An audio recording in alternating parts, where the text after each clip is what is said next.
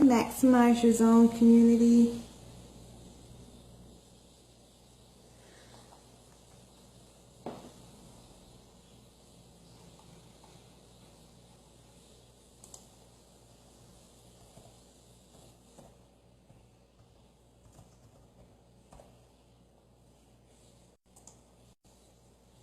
If you are joining me live, let me know that you're on.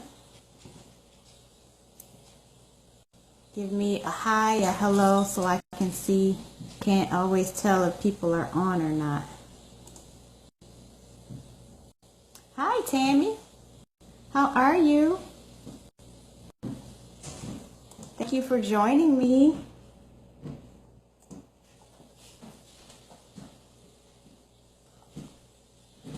How's your evening going? Hey, Claudette. Hi, Janine. Thank you, lady, for joining me.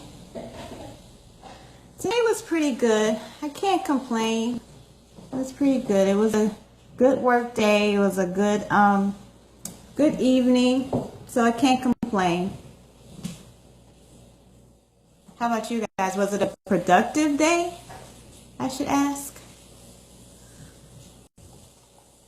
Hopefully it was. Let me get some music going here. I'll just wait for a few more people to join in if they're still up. I know it's late, but I wanted to make up for this morning's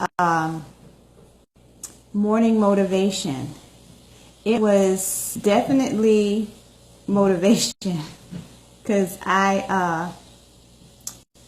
yeah, if you got a chance to watch it, if you joined me live this morning or you had to catch the replay before I deleted it, then you saw the real and the raw side of me.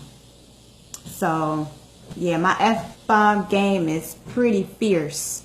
So yeah, I rewatched it and I'm like, yeah, the message was there. Everything I said was true. And indeed, through experience and things I've observed, but I'm being open and honest, as always. But the language that I was using was harsh, so I had to take it down. And I said, in order to get the message clear and across, that I would do it in a training type of way.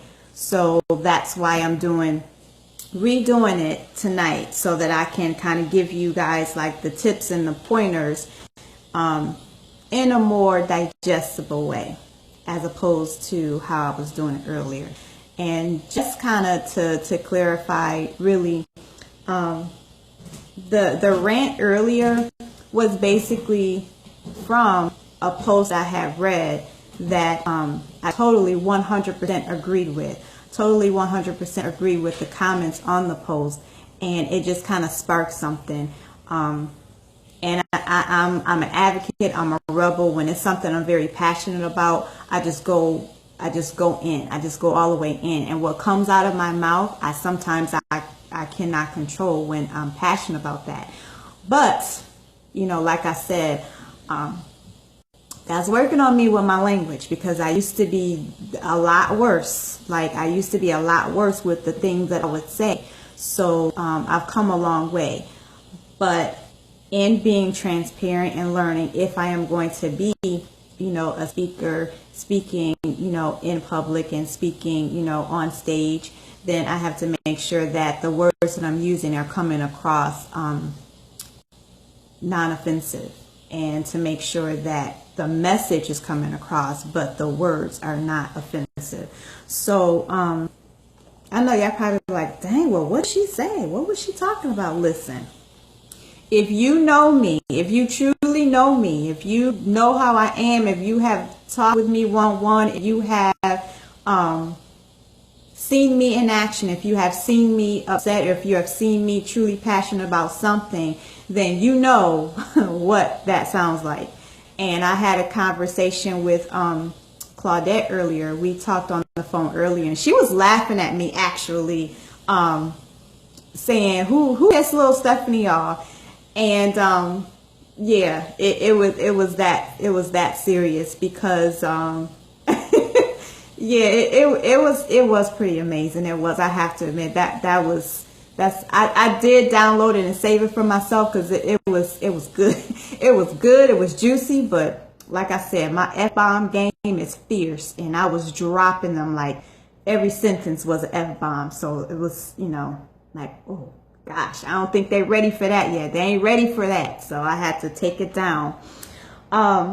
So I said, to make it up to you guys, I am going to do this live training tonight and kind of go over what I was talking about earlier. So, if there's anybody that you think that needs to be on this training or needs to be on here to join, then by all means tag them, let them know, hey, she's on, she's talking again, she's dropping some nuggets, she's dropping some knowledge. I'm glad you're doing it tonight. I missed it earlier.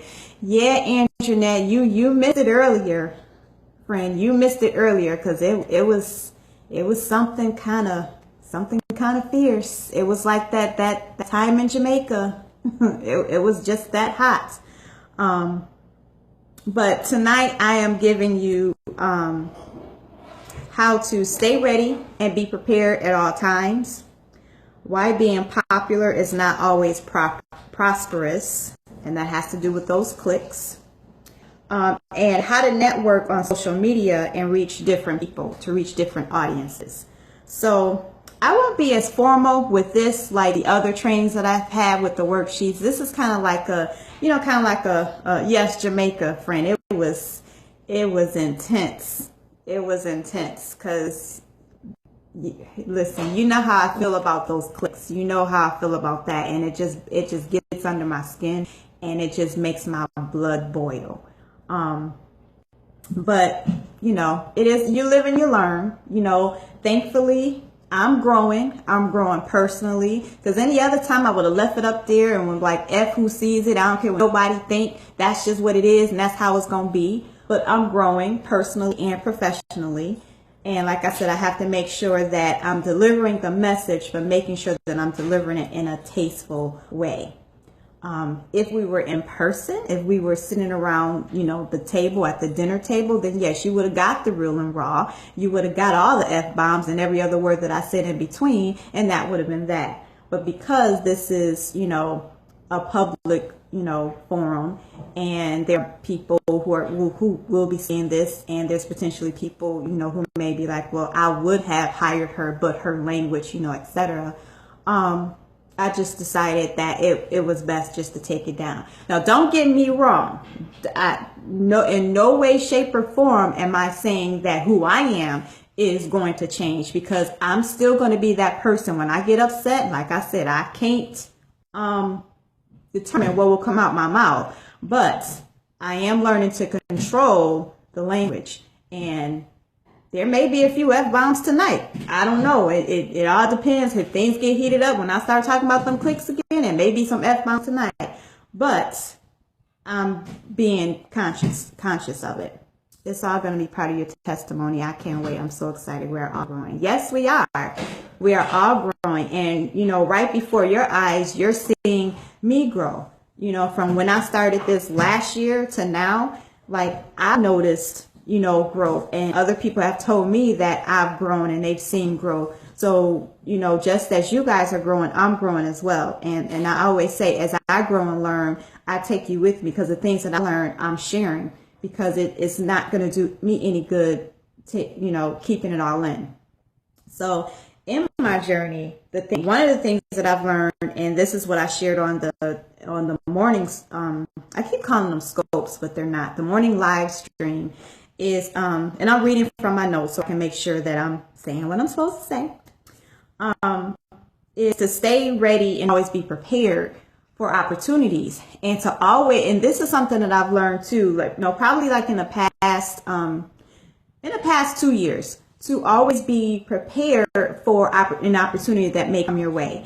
And it doesn't necessarily mean that you always have to, that you necessarily have to have all your knowledge, be an expert in your field or anything like that.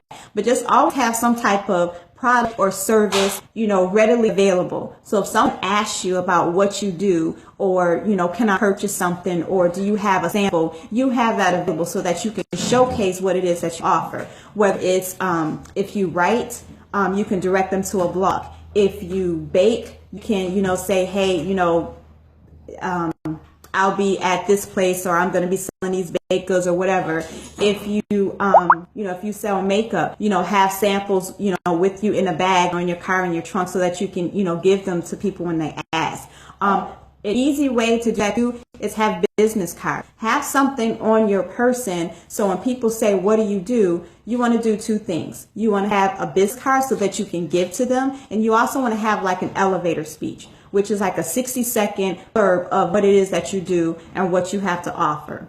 And I have some templates that I could share that in a group as well to create that. But you want to make sure that you are, when an opportunity comes your way, that you have something readily available so that you can jump on that opportunity. And what I said earlier was to make sure if it comes your way, don't let it necessarily pass you by because it looked like what you think it should. It's not wrapped up pretty, or it's not the right color, or it's not the right color scheme, or it's not the right look, or it's not the right person. An opportunity can come in all different shapes and sizes. So you want to make sure that if it is aligned with the purpose, if it's aligned to what it is that you're trying to do at that moment, you want to make sure you grab hold to it. And in order to do that, you have to have something available. You have to have something ready. So taking me for an example, I am a coach, I'm a consultant, entrepreneur, and a speaker. And although right now I'm learning my craft as a speaker, I'm getting more confident in doing so, and looking into taking courses to better myself, I'm already labeling myself as a speaker because that is my intention of becoming that. So when someone says, well, what do you do? I can let them know automatically and say, I'm Stephanie. I'm a certified life coach, a personal development catalyst, the creator of the Maximize Your Zone movement for women, and I'm a speaker. And right away, that will let them know, okay, this is what she does. And then you give them a card, or you give them, lead them to a website or something that they can kind of look at to see, okay, well, she told me that she was this, so now let me check her out. So that's one thing or a couple things that you can do to make sure that you are ready and prepared at all times. Another, I can tell you a situation where I had to get prepared because I made an opportunity for myself. 2 years ago, I went to the Speak for Pay conference with my son Evans. And when I came back, I was, ready to definitely launch my girls program, Became Coded. I was, tired of volunteering and doing, different things, with other programs, and, introducing Became Coded as just a workshop. I wanted to introduce it as a program. So I boldly contacted a friend of mine that we're friends on Facebook, and I'm going to get to this piece of it, how to network properly on social media in a minute. But we had connected already on Facebook, and I sent an inbox just letting her know, while I was feeling confident, while I was feeling bold at that moment. I didn't wait. I didn't say, okay, I'm going to wait until I have all the pieces together. I didn't say I'm going to wait until I have the proposal together. I didn't say I'm going to wait until I have the website together. I did it right there in that moment, while I was feeling confident, while I was feeling bold, and while I was thinking to myself, I can do this. I sent her an inbox message letting her know that I have this program.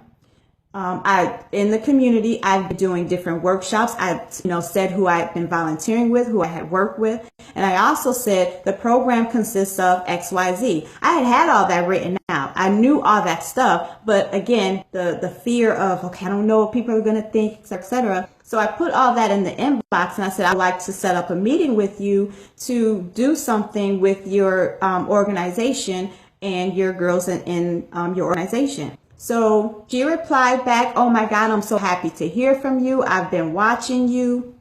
That's key. I'm going to talk about that in a minute. I've been watching you. You have been doing a lot of great things. I would love to set up a meeting to talk to you. Can you send me a proposal? And I said, sure, I can. But in my mind, I'm like, a proposal? Damn, I ain't never did a proposal before. Like, how do I do a proposal? But I did the first step. I saw an opportunity and I grabbed hold onto it. I was ready because I had already knew what my program was. I knew what I wanted to offer. The only thing I didn't have was a proposal. So when she said that, I went online, Googled proposal templates, looked up all different type of things for girls programs. So see how I could put it together, how I could piece it together. And within 24 hours, I had that thing done and set. Because when she gave me that opening, when she cracked that door open, you best believe I jumped right in there. But the thing is, if I had have waited, if I had have said, I'm not ready right now, I don't have this ready, I don't have this, then that opportunity would have never came. And I still credit her to this day, because doing that live workshop right then and there, doing that live workshop opened me up to knowing that Be Candy Coated can be standalone. I can do this by myself and I have what it takes. And my program is freaking relevant. Because it went over well. It went over well. So I say all that to say is to have something readily available. If it's just a short script of what you offer, if it's just a paragraph, have something readily available that will give people the opportunity to say, I'm interested. I think I want to know more. And once they say they want to know more, then that's your opening. That's your opening to go home and prepare for something else, get whatever you need to get, do what you need to do, but don't let that opportunity go. So that was the first one. Stay ready and prepared at all times, because you never know who is going to be looking for what you have. You never know. Open up your mouth. I said this on the training on Sunday. Open up your mouth and share what you do. No one is going to know what you do unless you talk about it. No one can read your mind. No one is going to look at you and be like, I wonder if she does X, Y, Z. I'm going to go ask her. They're not going to do that. But if you openly talk about and say, this is what I do, I'm this, I'm that, I'm a blogger, I'm a writer, I'm an author, I'm an accountant, I'm a corporate banker. If you open up your mouth and say what you do, then people will know that when they need something, they'll know to come to you. Or if someone else they know needs something, they'll know who to refer. But they won't know that if you don't open up your mouth and speak and talk and be prepared for the opportunity when it comes. So, okay.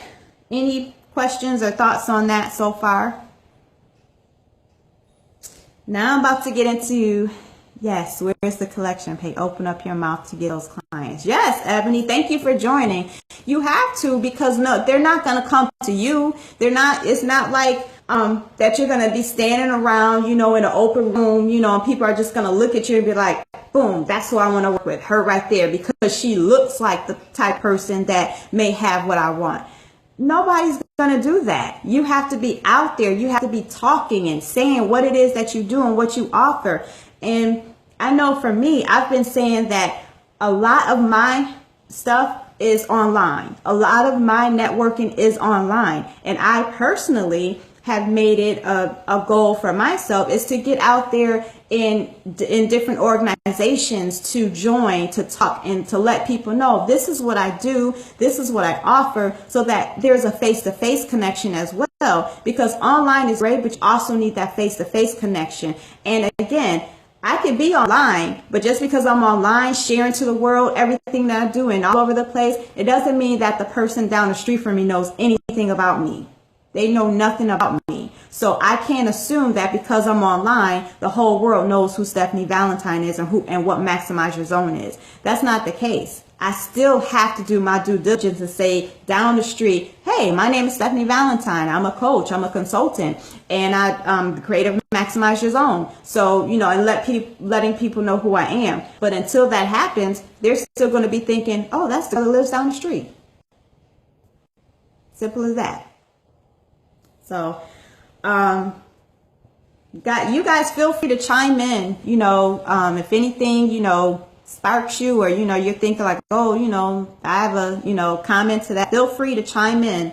And and hit the likes and the loves and all that stuff if it, if it feels good and something, draws your attention. That would be great. I wish it was like hearts that y'all can do like on Periscope, but I'm gonna get on Periscope. I keep saying, whenever I do like the morning motivations, I'm gonna, do Periscope as well. But then I forget I only got one phone, so I can't like do live and Periscope at the same time. I know how they do it. They have two phones. Like they'll have one phone that will have live and the other phone will have Periscope, and they're going at the same time. But yeah, I'm easily distracted, so I couldn't do live and Periscope at the same time, because I'll be reading those comments and reading those comments, and then my thoughts will be scattered, and then I'll be commenting on somebody else's thing.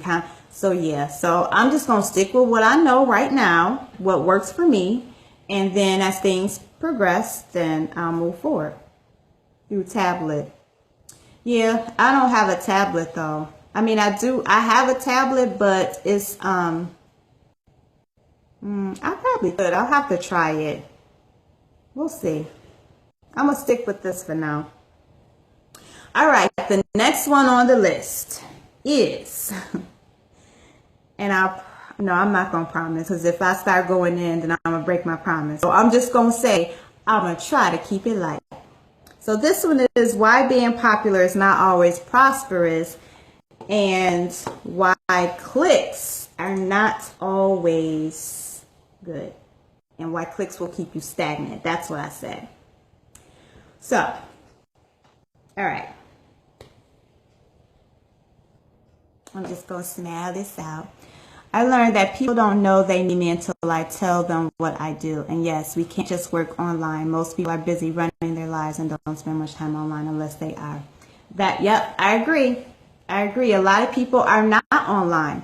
A lot of people may, check in online once a week. They may check in once a day. So we can't, if you have a business, you can't use social media as the only way to build your business.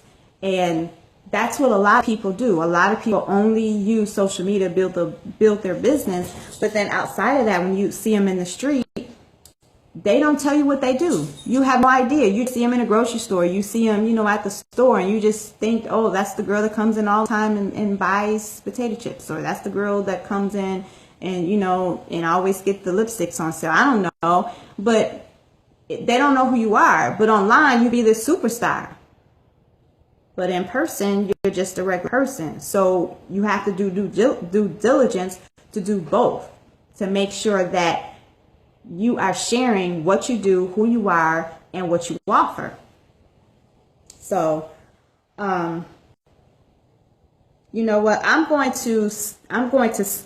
The number 2, I'm going to leave that for last, because I really want to get into the social media, because that ties into this first one. It kind of goes in a little bit better. And again, this is informal, so, we could just switch it around however we feel. So, how to network on social media and reach different people. So as I was just saying, you have to make sure that if you are online, that you are reaching different audiences.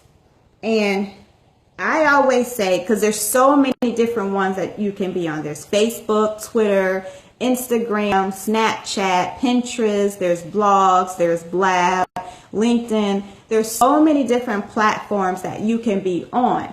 And the one thing that people misconstrue or think is that they have to be on every single platform in order to be reached online through social media. And that's not the case. First and foremost, you have to know who your audience is. You have to know who you're speaking to. You have to know how they operate. So for me, and okay, again, you have to know who your audience is and how they operate. And you have to know what you can do. You have to know what your capabilities are. So for example, me, I only have Facebook, Twitter, and Instagram. Those are my 3 main social media platforms that I use, because that's where my audience exists. That's who are the people that I'm talking to. I I'm not on Blab simply because it's just another live feed platform. And if I'm going to, it's another live feed platform where people can, see you talk live. So if I'm going to do that, then I'll just do Periscope or live stream. I'm not going to sign on to that just because it's now the in thing and everybody else is doing it.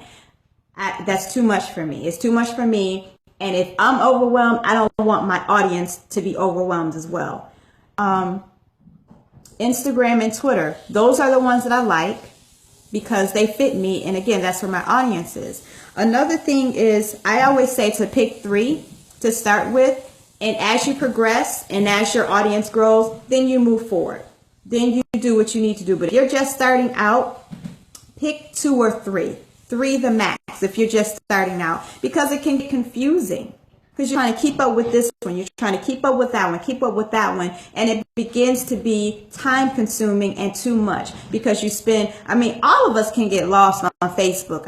You can log on to Facebook in the morning and next thing you know, an hour has went by and now you're late for work because you're scrolling, you're laughing at stuff, you're commenting on stuff, you're posting stuff. So you can get lost in social media if you're not careful. So if you have 5, 6, 7 different platforms that you're trying to post content on and saying this and saying that, then you're wasting 4 or 5 hours a day when you could be doing something productive, when you can be out in the streets talking about what it is that you do. So if you're just starting out with social media, pick 2 or 3 main platforms that you can operate in. And then on those platforms, this is important, and this is something that I learned on my own, and also just through watching other people. Like I say all the time, I'm a people watcher, and I watch processes and I watch things that work and what doesn't work. When you're on different platforms, the audiences and atmospheres of different platforms are different. Facebook is a different feel from Instagram, and Instagram is a different feel from Twitter. So because of that, you have a different audience. So you have to follow different people. Don't follow the same people. If you follow people on Facebook, now you follow them on Twitter. Then you follow them on Instagram. Then you go and follow them on LinkedIn. Then you go and follow them on Snapchat. Because it's all the same message. It's all the same people. It's all the same things. So you're not learning anything. You're not growing. You're not learning anything about your audience. If you're on Facebook, follow one set of people. Group of people. You have your Facebook friends, and then you have your Facebook business page, or, your group. So it's a different set of people. Some people that are on Facebook, they're not on any other platform. They're not on any other platform. They're just on Facebook. But when I go to Instagram, you have people on Instagram who had a Facebook, but now they don't bother with it because they're solely on Instagram. So they don't look at anything I do on Facebook. They care less, or they don't even see these live feeds. All they see is the pictures that I post. So now that's a different audience. So now I'm going to follow a different group of people because now they're telling me something that I don't know that the people on Facebook aren't telling me. They're showing me things, a new set of eyes. So that gives me a new view of my audience, things that they like, things that they don't like, places that they go, people that they like and follow. So it gives me a different view and a different connection. And then Twitter. Twitter is a totally different ball game. If you're not on Twitter, you need to get on Twitter because I'm telling you, that's the game changer right there. Twitter is the bomb. You just need to get on Twitter and you need to interact and talk, and don't be afraid. A lot of people say, I don't know how to use it. I don't know how to do it. Just make your account, get on there and just start talking. Just start talking and tweeting. Next thing you know, people will start following other people. Again, follow a different audience, not the same people that you follow on the other platforms, because again, Twitter is a different audience. It's a different feel. It's a different environment. There's a lot of corporations on Twitter, just like there's a lot of corporations on Facebook and Instagram. But Twitter, you get more of a direct response. As soon as you tweet someone, they will respond back within 24 hours. Facebook is a little different. You can follow a company's Facebook page, but you don't get that same right there connection. When you're tweeting, that person on the other end, there's a person on the other end responding. There is a person on the other end responding. So it's a different type of feel. So you want to make sure that you're following different people, because people on Twitter are not on Instagram. They may not be on Facebook. So the only place that you can catch them is on Twitter. So if you're following the same group of people all the way around, then again, you're missing out opportunities to learn who your audience is and to learn things about yourself, as well as the business that you have, the whatever it is that you're trying to do. You're missing the opportunity of learning who those people are. So social media, yes, it's social. You're supposed to be social. You're supposed to share who you are. Share a little bit about yourself. It doesn't have to be business all the time. Trying to make sure I don't go off on a tangent. I'm going to talk about, okay, so you want to make sure that you're sharing a little bit about yourself, because you don't want it to be business all the time. It's the like, no trust factor. You want to let people know who you are, you know, what you have to offer. You live in, you don't have to say, exactly where you live, but you live in Buffalo, it's cold here, a little bit about your personality, so people can get to like you and know who you are and trust you before you start selling to them. So because a lot of us in Maximize Your Zone are business owners, are entrepreneurs, so I'm speaking directly to that audience, is that because social media is free advertising, you have to work it that way. It's free advertising, so it's the give, get. Share who you are, share a couple of things about yourself, share a couple of pictures of you being silly, acting fun, having fun, share pictures of your kids, your dog, goofy stuff. And then, hey, by the way, this is my program. This is me at work. I'm hosting a get together. I'm hosting a workshop for my Maximize Your Zone community. So people can be like, oh, wow, she does that too. Oh, okay, that's pretty cool. They may not buy right then and there, but it's letting them know that not only is she a real life person and she has fun, she's a businesswoman as well, and this is what she does. So when they see you talking more, they'll become more engaged. They'll become more engaged and more inclined to want to interact with you because you are a real person and you are showing relatability. But if you're on social media constantly hitting with buy, this is what I do, like my page, then you're going to turn people off and it turns into spam. And then people are just going to keep scrolling on by because you're not giving them anything. You're not giving them a reason why they should buy from you. You're not giving them a reason why they should do anything with you. You're not giving them an opportunity to get to know you. So people go about social media for business all wrong. It's about building the relationship first, then the opportunity to allow them to buy from you. So I said to choose the different people on each platform because it's a different audience. And I really want you guys to get that. That's very, very important. The other thing with that is, don't share the same things on different platforms. Don't go on Facebook and you share it. Now you're on Twitter and you share it. Now you're on Instagram and you share it. Now you're on LinkedIn and you share it. Even though you follow different people, you want to mix it up, because that thing that you shared on Facebook, because the audience is different on Snapchat, people on Snapchat may not receive it the same way. So you got to switch it up. In my opinion, the audience on Snapchat is a lot younger. It's like, 20s, early 30s. So it's a lot younger. So if I'm posting something about single parenthood, and dating at, after 40, and I'm on Snapchat talking about dating after 40, it may or may not go across with Snapchat because the audience is a lot younger. They're not going to want to hear about me and my dating shenanigans after 40. They're going to want to know about what they can wear to the next event they're going to, or, what's going on with Love and Hip Hop. I don't know.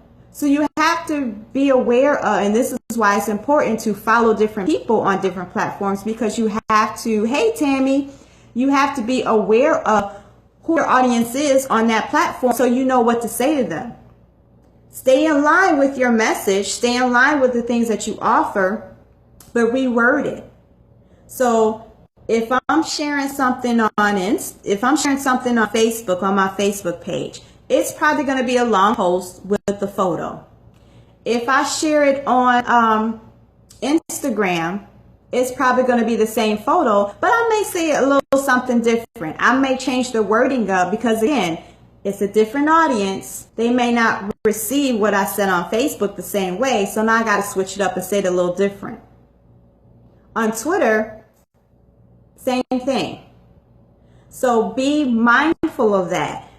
I see it all the time, and it's a fail. Think of it this way. If you follow a person, and this is what happens because people do it all the time. They find somebody that they like on Instagram, so then they look them up on Facebook and then they follow them. Then they find them on Twitter, then they follow them on Twitter. Then they find them on LinkedIn and they follow them on LinkedIn. So they follow them on all these different platforms, but in all these different platforms, it's the same thing.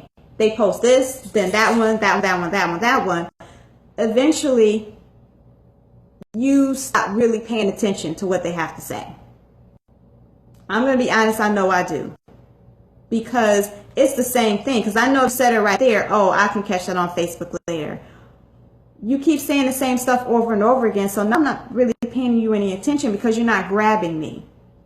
You're not grabbing me. So even if I do follow you on the different platforms, at least if I caught it on Facebook and 2 hours later I caught it on LinkedIn, it's something different. You worded it differently, but it still caught my attention. It still got me reading. So now, not only have I read what you had to say on Facebook, but now I've read it on LinkedIn. So now it's starting to sink in. But if I see the same thing, you said it on Facebook, I'm not going to read it anywhere else because I already saw it earlier. And I'm not going to read it anywhere else. So be mindful of that when you're content sharing. Share different things. Switch the wording up. Share a different picture. If you create memes, change the meme up, different colors, different color scheme, different wording, and share it. It's the same message, but share differently. That makes all the difference. Trust me on this. It makes all the difference. Last but not least, I said don't post the same things on all platforms to mix it up. I think that was it. I had another thought that I was going to share about the social media following. Forget what it was. Well, Steph, what's your take on social media managers? I personally don't care about all the social networks as I'm very old school and I'm learning to adjust and like some. Currently, I have 3 Facebook. I have to hit more. 3 Facebook pages, my personal exclusive page and fans page, 2 Twitter accounts, 1 for Tammy, another for TK, among other sites associated with my brands. Social media managers, I think that for you, because you have all of those, you would definitely need a social media manager because one person alone can't handle all those accounts, trying to keep those accounts updated at one time. So my take on that is if you are someone like me, I have 3 accounts. I have Facebook, Twitter, and Instagram. I manage those myself because I can contain those. And there's also Hootsuite. Hootsuite is something that you can use to prepare posts ahead of time, and you can schedule those to come out so that you can share posts on Hootsuite and have them scheduled to come out once every hour, and Hootsuite will deliver those, and people will be thinking that you're online when really you're somewhere else working or doing whatever. So because I only have those 3, I use Hootsuite sometimes to schedule posts. I don't do it as much now because I'm pretty much live when I'm tweeting or posting or whatever, but it's an option. But for social media managers, I think it's for people who have large accounts, who have several accounts that they are trying to maintain all at once. So you have 3 Facebook pages. So let's just say, okay, your personal page, of course, it's your personal, so it's you maintaining that, saying whatever.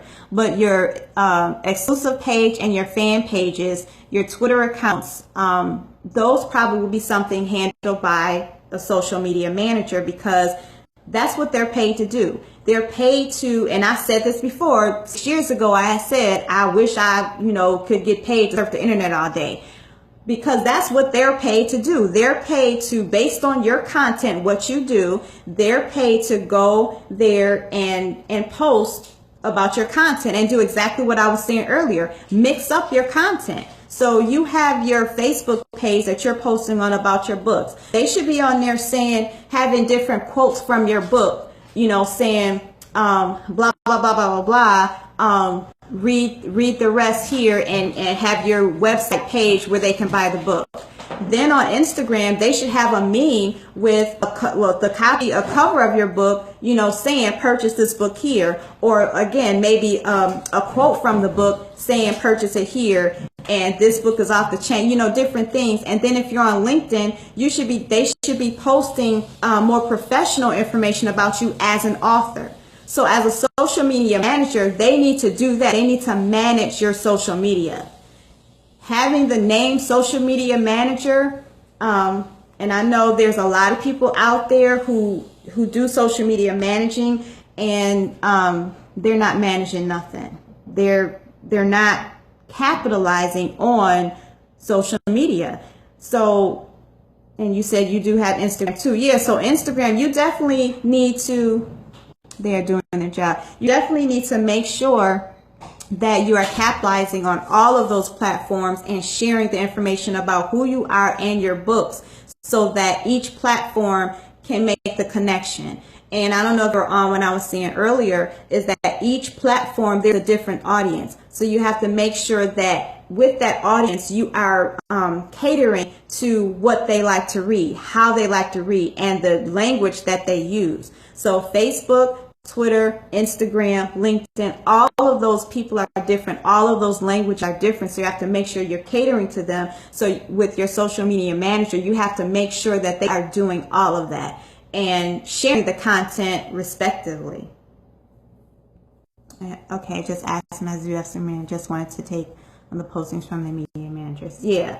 So just make sure that, that they are doing that. So that was a good question. Okay, now I'm about to go in on talking about the popularity and the cliques. So I promise that I will share my honest and true feedback, but I cannot promise that I won't drop an F-bomb or two. Okay. So, like popular is always prosperous. As I was saying earlier, that there are certain cliques that are in with small businesses and entrepreneurs that are extremely popular, that because they're popular, they're being shared all over the place. People are following, people are liking, and on the surface, it seems that their business is booming and their business is popping. But what that does underneath is it excludes that clique from outside growth, because of the thing that the saying, I'm only going to support those who support me. So that means I'm only supporting the clique that I'm writing in.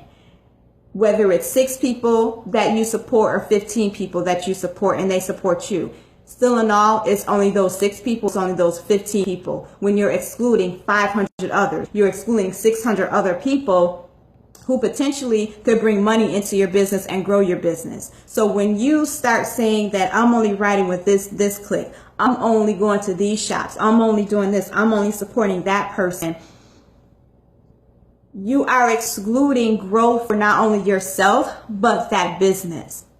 So I'll put down a couple things that I wanted to touch on so that I could stay on track and not go off. But you have to pay attention to the clique itself, because birds of feather flock together. So if you are with a certain clique who does shady business, horrible customer service, not really having a business at all, no business DBAs, no certificates, no nothing, just a name and a logo, and that's the clique that you're following, well, guess what?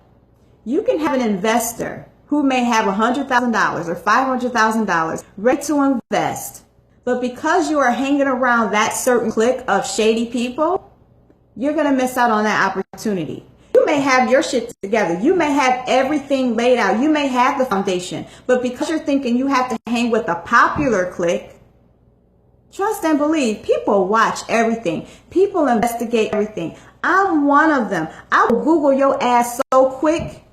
As soon as you say you want to work with me, as soon as you say you want to collaborate, I'm on here Googling who you are, what you have to offer, and who else you connect to. Because if you connect with somebody that's shady, I'm not connecting my business with you, because I don't want nobody thinking I'm shady. I work too hard to make sure that my name is clean and to make sure my business is clean. So no, I'm not going to connect with you just because you're popular. I'm not going to do it.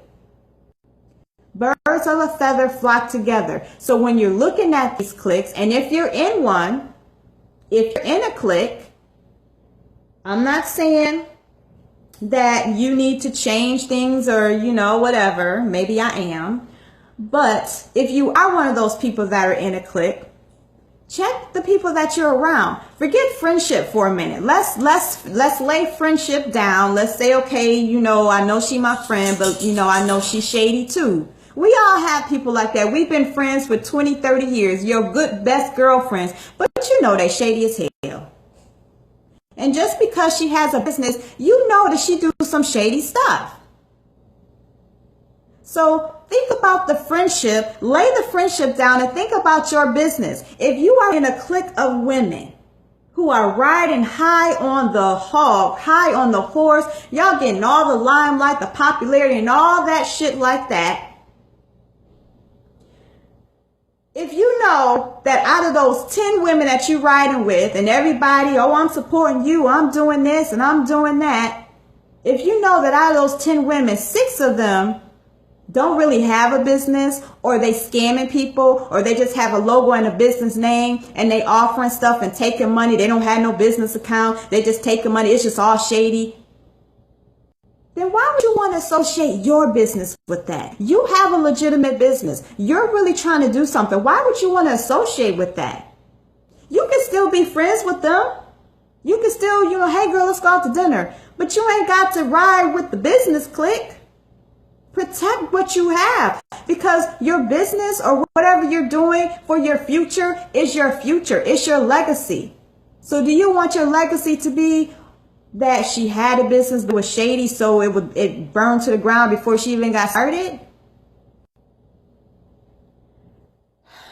I hope not. I hope that's not the case. Second thing is, you miss opportunities. You miss opportunities when you try to be popular all the time. The most prosperous, the largest and the greatest entrepreneurs were loners. Loners. I talked about Oprah earlier. Oprah does not run with a clique. You don't see Oprah running with, you see people running with Oprah. Gail has one friend, Gail, and her man Stedman. That's it. But you see people running for Oprah. When she first got started, she was by herself trying to break into journalism, trying to break into broadcasting, but she was too big. She was too black. Her hair wasn't right. She didn't talk right. Everything was wrong with Oprah. People didn't see what she knew that she had. She was outcast. She was pushed to the side because she wasn't in the popular clique. She wasn't popular. But did that stop her? Nope. Now where's she at? Everybody want to be like Oprah. Everybody want to be Oprah's best friend. Everybody would love to just be Oprah's mentor or mentee, or just to sit in her presence for 1 hour. But to this day, she does not run with the clique. She's not with the popular crowd. She does her own thing and she makes her moves in silence. You don't know what she's about to do until the ink is dry and the deal is done.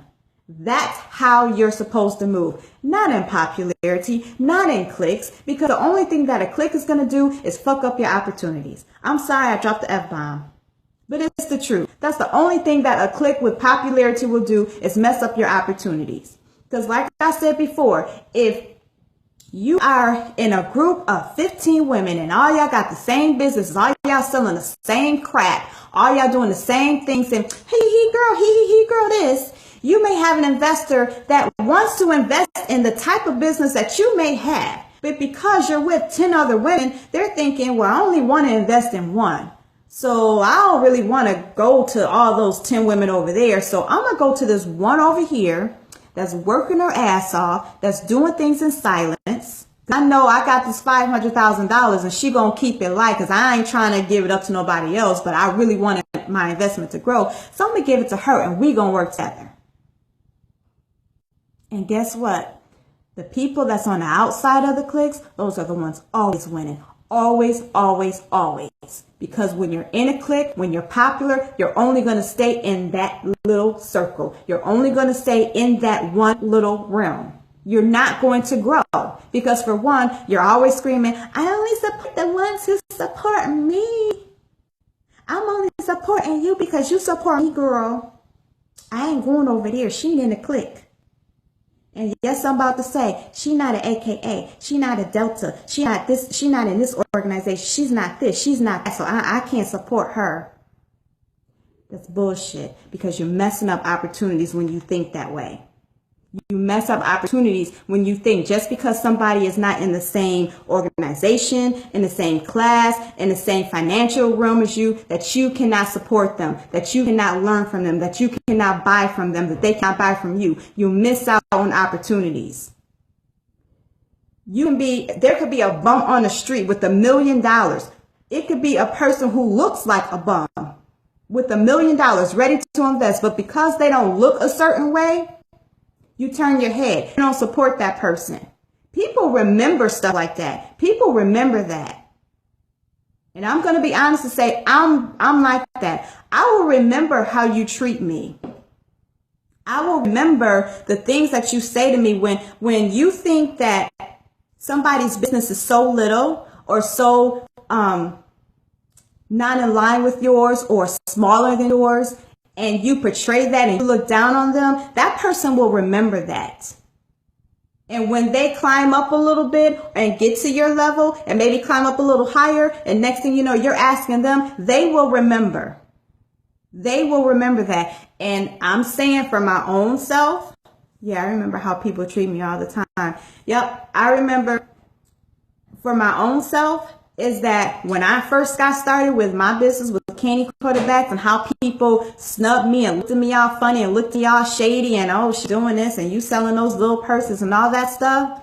Okay, that's fine. But now those same people are asking me, well, who are your vendors? Who did you use? How did you find all the vendors that you had?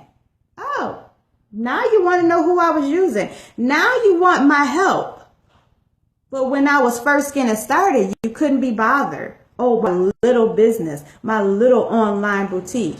But now you want to know all about how I did it. Remember, if you're not in the clique, or if you're in the clique, remember how you treat people, because that clique is going to fall apart. That clique is somebody in that clique is going to get tired and rat everybody out, and all y'all businesses is bogus and fake ass businesses, and everybody going to get ratted out. And then what? Then you're going to have to go to the person who really got something and ask for help. But then you got to remember how you treated that person. People may not remember what you say, but they remember how you make them feel. That is so true. That is so true. And for me, it takes so much prayer and energy for me not to, when someone says something to me that I know treated me like crap when I first got started, who treated me like crap, it takes so much for me not to say, no, I ain't doing shit. I ain't telling you nothing. It takes so much from me because I remember the things that you said. I remember how you looked at me. I remember how you ignored me. I remember that. But now that you see that I'm doing something, now you want to know how I did it. Or now you want my help. So you be mindful of how you treat people. I said earlier, I was just about to drop another F-bomb. Woo, caught myself. I don't mess with cliques.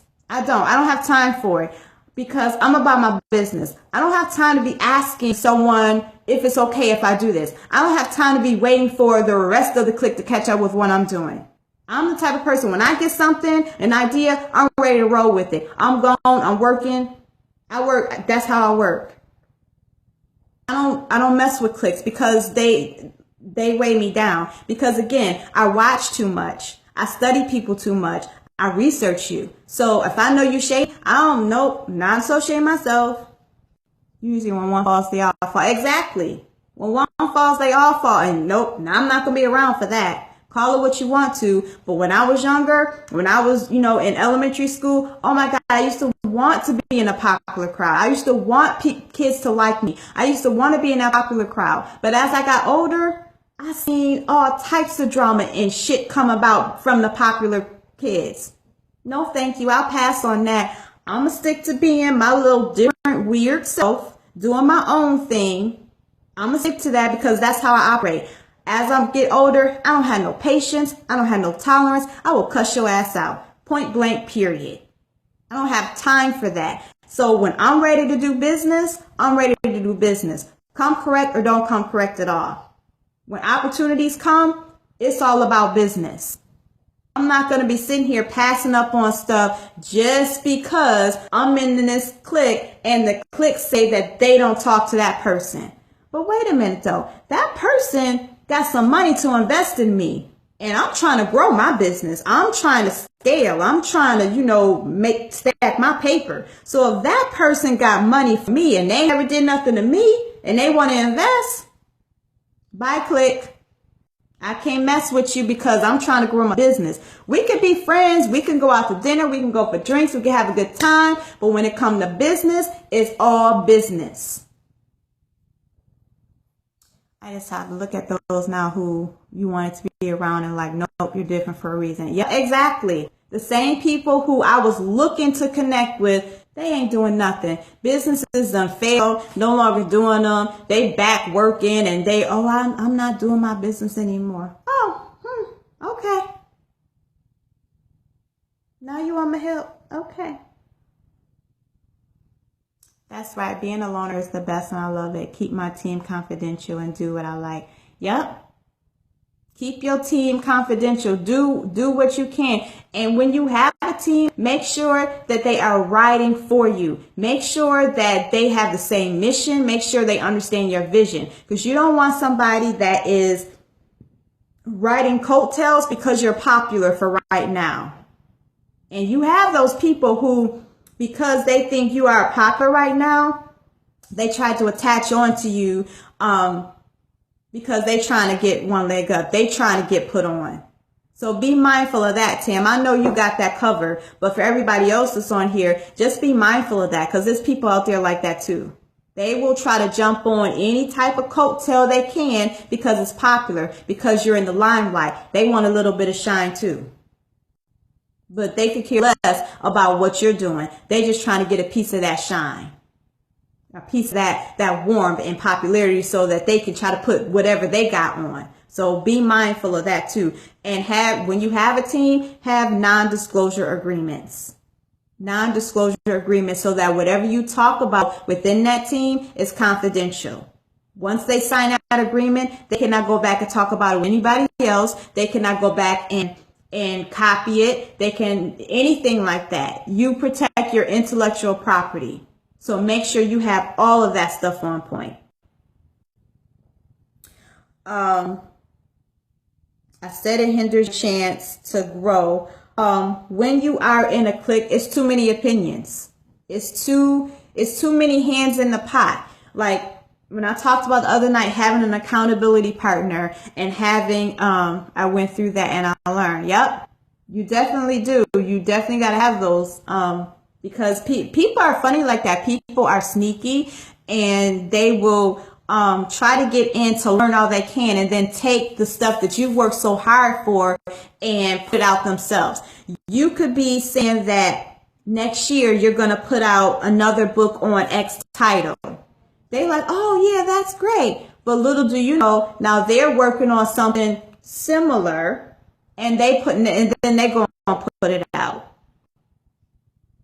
Now your idea that you had is now theirs, and they put it out. And next thing you know, the thing is, people are so sneaky, they will be all up in your face, and you know that shit is funny when they start distancing themselves from you. Stop talking to you. You know they up to some phony shit. You know they up to something. The next thing you know, they come out with this new program or this new thing, and you be like, ain't this about a bitch?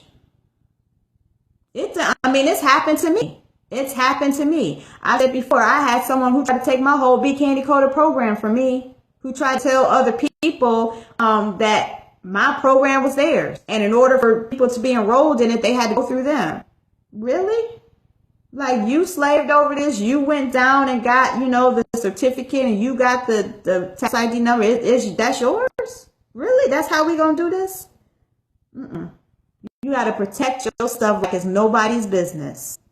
So that's why when you're in groups, you have to, just like a child, your business, you got to protect it like a child. So if you're in a clique, you got to protect that thing. You got to make sure that you doing the best for your business or your child that you possibly can. You could be in a motherhood program. You could be in, a mastermind, but that doesn't mean that you have to follow everything that they do.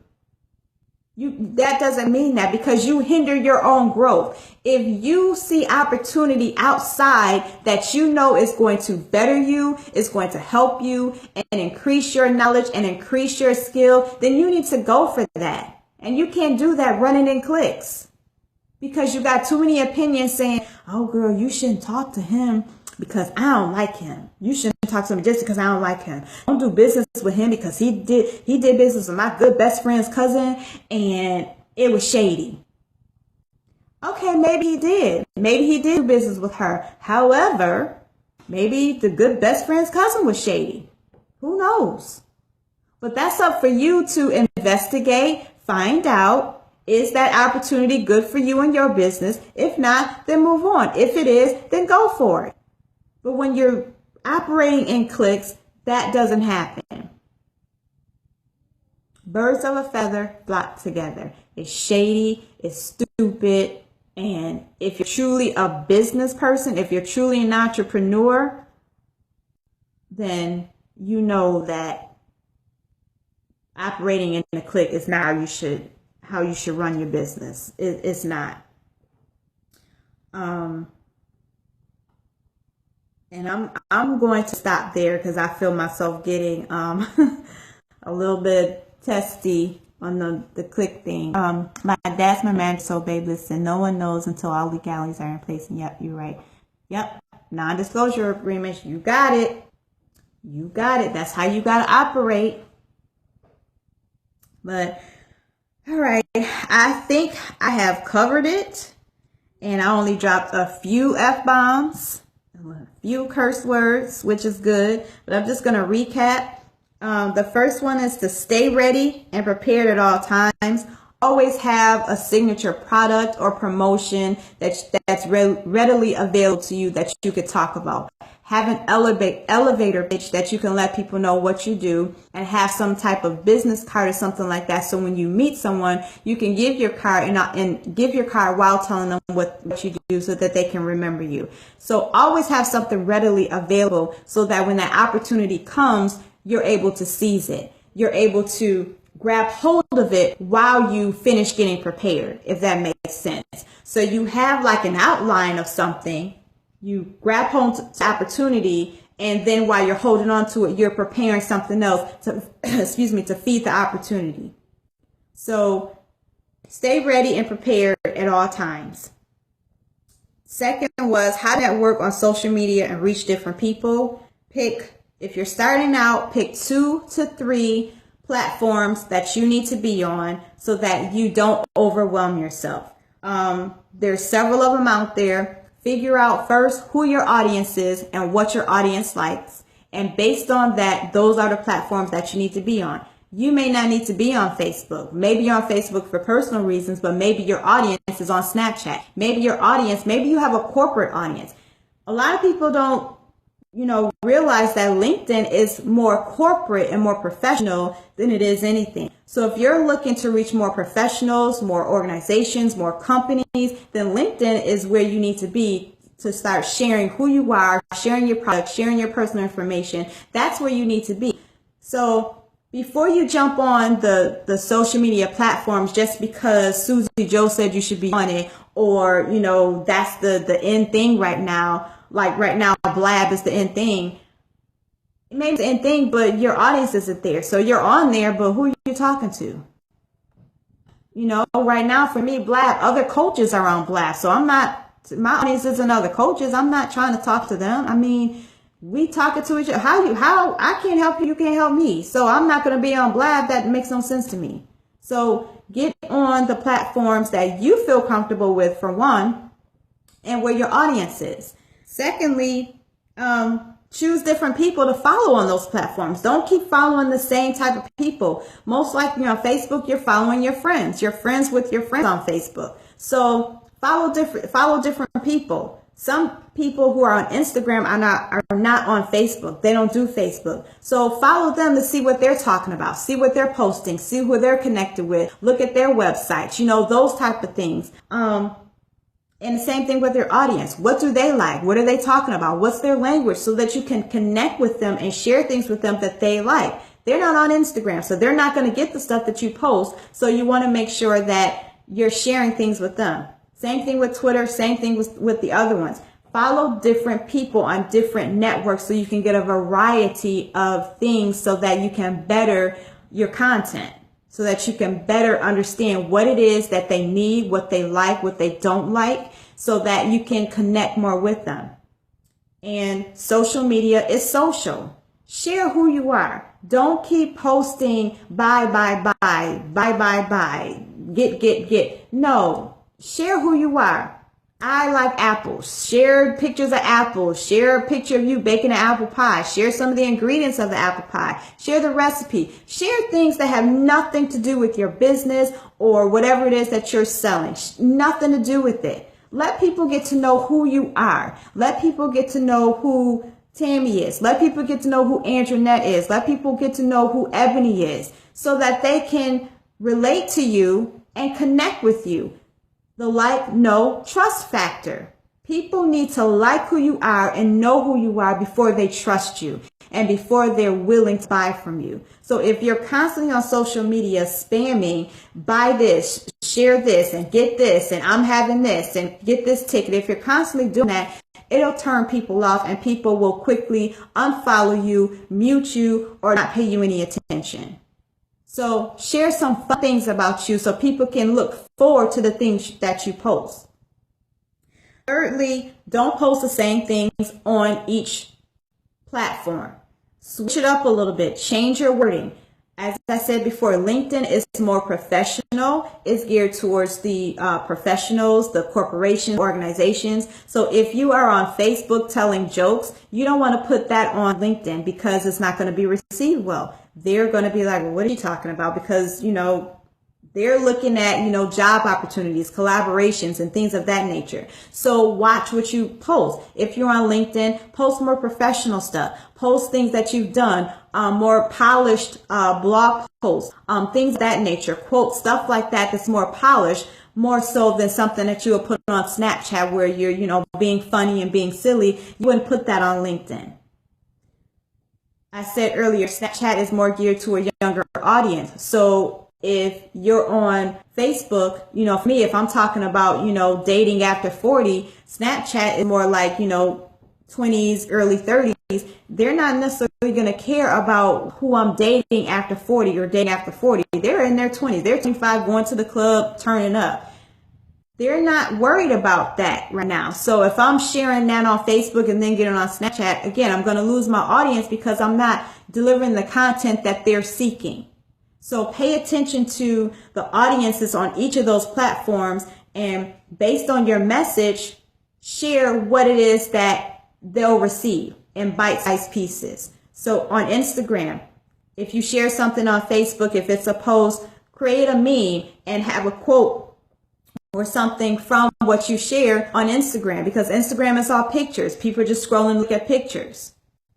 So make sure that you are sharing your content in a way that it's received by each platform.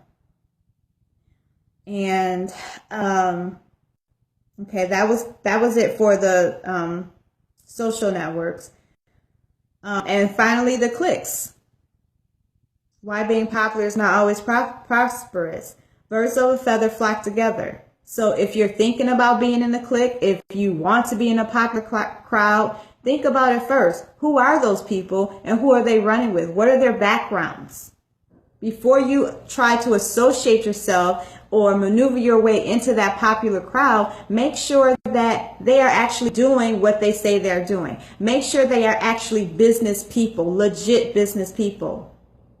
Because once you do that, now you're associated with those people, and now you are Xing out any type of opportunities that may have come your way, because now you have associated yourself with a certain group of people who may not have a great reputation in the community, who may not have a great reputation in the business realm. So be mindful of that. You miss opportunities with being in a popular crowd, because a business investor, they're looking for 1 or 2 individuals to invest in, not a crowd of 15. They have a limited amount of money. If you watch any type of business show, if you watch Shark Tank, if you watch Quit My Day Job, it's a new show that comes on, I think it's TLC.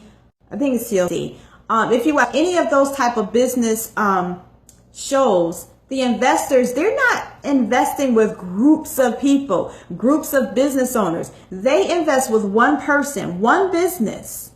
Tens and thousands of dollars they invest in, because they know that I can work with this one person, because this person will do what it is that I need them to do, because they have an investment in me and I have an investment in them, and both of us want to gain money. Both of us want to grow.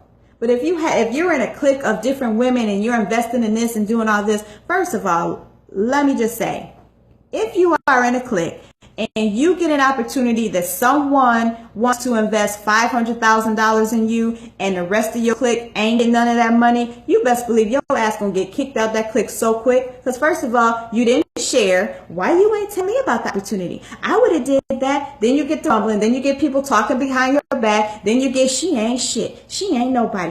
That's why her business is this. Then you get people talking about you. So man, fuck them cliques. I'm sorry. I dropped another F-bomb, but I'm just saying, it's so corny. It's so corny, because all it is, basically all it is people trying to keep tabs on you, trying to keep tabs on what you're doing so you can't one up them. So they say, okay, well, why you ain't tell me about it? Or why you ain't do that? Now you feeling all bad. Now you feel like the next time you get an opportunity, you got to tell all 15 of them, and then you lose out. Because now the investor like, well, I ain't trying to give my money to all y'all. I only needed one of y'all. Now you done lost out, because now you had to tell everybody else about your opportunity that was given to you. Fuck that.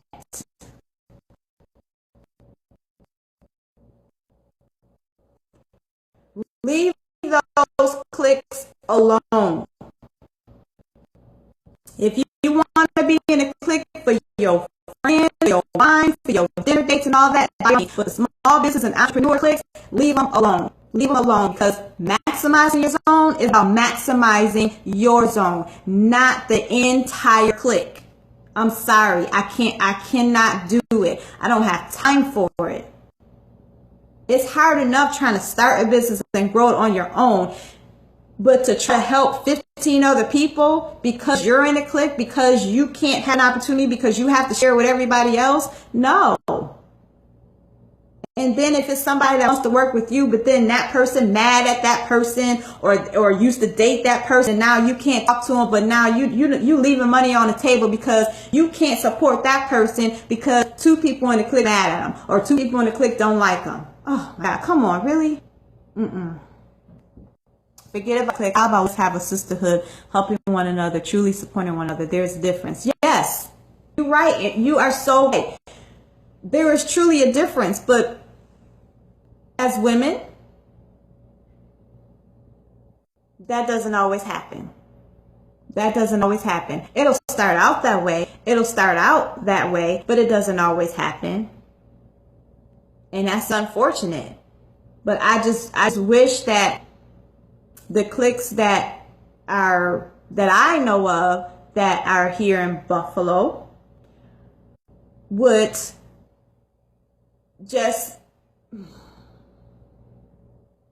just kind of realize that they shit does stink.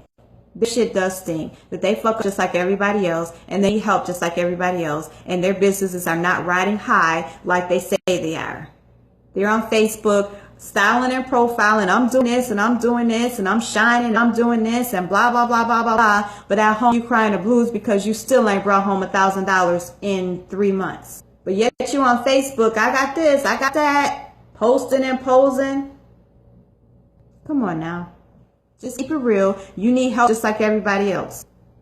But no. See, you only support the people who support you. Those same 15 people, all y'all broke. So while you waiting on those 15 people to buy something from you, they waiting on you to buy something from you. So both of y'all sitting there looking at each other like, I ain't got no money. I ain't got no money either. Well, And then you get the, she always broke. She don't never want to buy nothing from nobody. We need to kick her out the clique. Because she ain't never got no money. She don't never support nobody. Ain't nobody got time for that. Andrew, I'm thinking about that video with Jennifer Lewis and Brandy again. I don't know if y'all guys seen that, but that was hilarious. That was hilarious. I'm not about to sing it now, but that was funny. Ain't nobody got time for that shit. No, I'm sorry. The cliques I don't do well with cliques. As soon as I feel there is one, I immediately remove myself because I just don't do them. I would rather be by myself. I watch who I connect myself with. I watch who I collaborate with because my name, and I'm not tooting my own horn, but my name is all that I have. Stephanie Valentine is all that I have. I don't have anything else. So if that gets tarnished or if it gets tossed in the wind, then I have nobody to blame but myself. So if my business fails, I have nobody to blame but myself. So I don't depend on anybody else to push me up, to lift me up, to give me a handout. I try to do it on my own because the one thing about being an outsider, the main thing about being an outsider and not being in a popular clique is you learn to do things on your own. You learn to do things by yourself. That gives you strength, it gives you determination, and it gives you the opportunity to build over and over again. Because I've started several different businesses and been successful, but just decided, okay, that's not what I wanted to do. I've made money in those businesses. But because I've been always having to do it by myself, never having someone to say, here, let me help you, let me, give you a hookup. I have a template where I can do things over and over again because I've learned how to do it. So if this doesn't work, or if I wanted to start another business, now I know what to do. I know what steps to take, how to do it. I know how to build myself on social media. I know how to build my websites. I know how to do all that because I had to learn how to do it before. No one helped me. I had to figure it out myself. So the main thing about being an outsider, the main thing about being a learner is that you learn. You learn, you do, and you take action. When you sit in cliques, in popularity, waiting for handouts, that's the only thing you know how to do. because you're always waiting for a handout. So when that clique falls apart, guess what happens? The businesses fall apart because they don't know how to do anything. Because this one always helped do that one always helped do that one. This one had a hookup from a hookup to do this. But now the clique has fallen apart. Now nobody talks to each other. So now you don't have a business.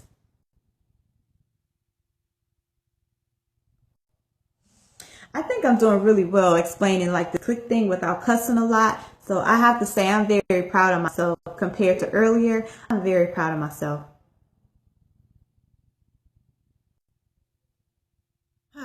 All right.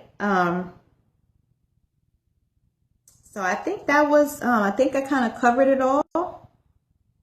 I think that was it. So I don't know if you guys have any other questions or, thoughts you want to add to this. I've been on for like an hour and 20 minutes. I'm sorry, we are going into the wee hours of the night. Well, y'all know I'm going to be up for a couple more hours anyway because I have some stuff I need to do. So sorry if I'm keeping y'all up.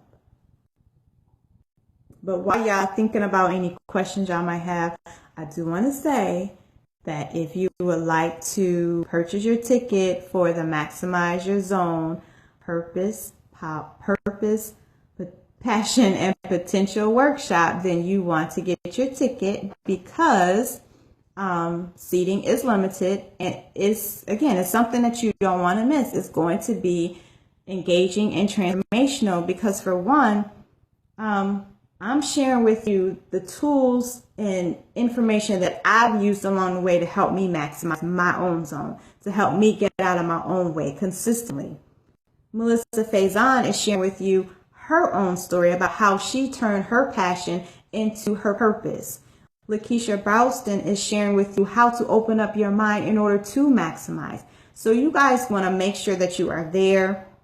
I mean, I know I keep talking about the people that are going to be there, but it's just so much more. It's the network. It's the people that you can connect with, other like-minded people. Some of you mentioned on the call the other night that you were looking for accountability partners. You may find one there. There's so much more to the event than just the speakers that you can gain from. It's just the environment of being around other people who are like-minded, wanting and pushing for you to grow. You want to be around that. And the investment is minimal. You missed the $4 early bird registration. Right now the tickets are general admission, which is $50. But that's an investment in you, in your own growth and what you can learn. That's priceless. What you do with that information is priceless. You can take it and create $1 million business on a $50 investment. That's it. If you change your mindset and think of things that way, then you have no choice but to grow. Don't have the mindset of, oh, that costs too much and don't have that. If you're talking about your life, your happiness, your legacy, your purpose, there's no price on that. There is no price on that. For me, if I know that there was something that I needed to go to that could potentially change my life and put me on the map, I would pay for that. I would do what I can to pay for that. I have made investments in myself personally, for personal development, for business goals. I have made investments without hesitation because I know it's what I need. And I take all that information, I learn it, I study it, I build my craft, and I share it. And that's what I'm going to be doing at this workshop, sharing everything that I have learned. Close to $10,000 in courses, training, certifications that I have spent over the past since, let me see, the first workshop was in 2013. So in the past 3 years, money that I have spent going to conferences, courses, certifications, so that I can learn, understand, network, connect with people, perfect my craft, build my network. You can't get that just sitting there on the sidelines thinking, that's too much money. I ain't got $50. I ain't spending $50 to go to that. But you'll spend $50 to go see Dave Chappelle. You'll spend $50 to go see Kevin Hart. And guess what? Dave Chappelle, Kevin Hart, and Beyonce, they're entertaining you for that night. They're making you laugh for that night. And then you go home and that's it. You may remember those jokes for a couple of days, but then that's it. That money is spent. You laughed heartily. You laughed a good hearty laugh for one night. And then it's over. But for this workshop, for $50, what we're about to give you will last you a lifetime.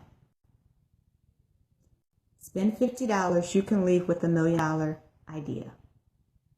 It's not that hard. All right. I think I said that enough. I'm getting a sign that it's about to cut me off in 4 minutes, so I guess I'm going to end this. I want to thank you ladies for joining me again tonight. Tomorrow's morning motivation will be at 8:30. I will make sure I send a reminder. If you can join me, that's great. If you can't, you can catch the replay. Thank you for the heart, Anjanette.